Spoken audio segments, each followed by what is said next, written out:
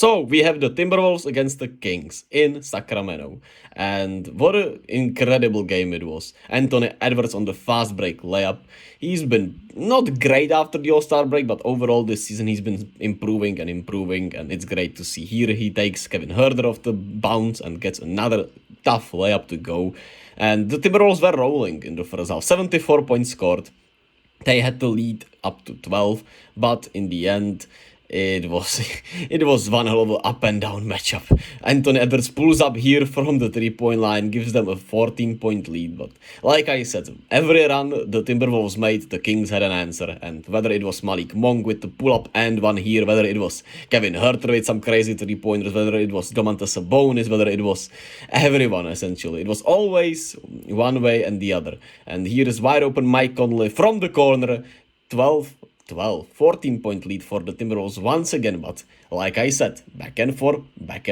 Kevin Huerter is the one right now. It's another tough 3-pointer, and we are back to a 4-point game because that's how this game went. Both teams didn't bother to show up playing defense, but it didn't matter. And Edwards, tough and one. And I just love his game, and I love Ant, man. He seems like such a cool dude. And then there was chaos. Harrison Barnes gets the chance to give the Kings the lead, but he breaks it. And Anthony Edwards here gets to his spot and hits the mid-range jumper to give the Timberwolves a 4-point lead. And he was clutch overall, even though he did have a turnover here and there. But here he gives the ball to Mike Conley, who is finally fouled. And would you foul in this situation, actually?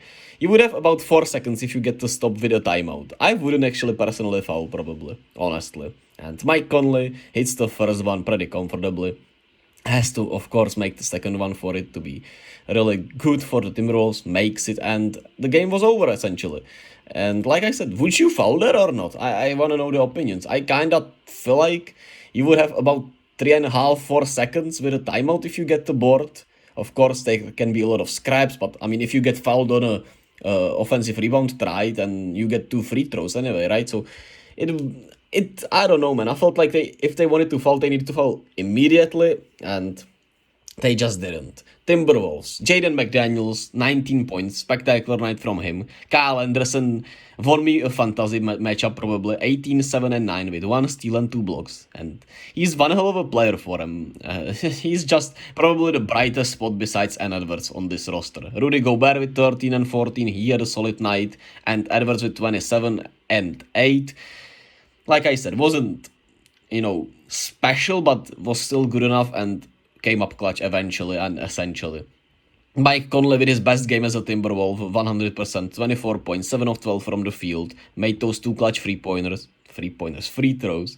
And Nickeil Alexander-Walker was spectacular in my opinion. He was minus 12 on the night, but that's exact representation of when the plus-minus stats can be misleading because he was absolutely balling out. Kings, on the other hand, starters were balling out. The bench wasn't except for Trey Lyles, essentially. And Keegan Murray wasn't great, but he played only 20 minutes because Mike Brown knows his adjustments.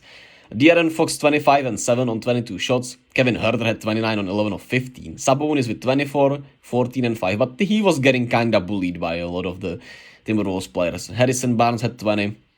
Shout out to him.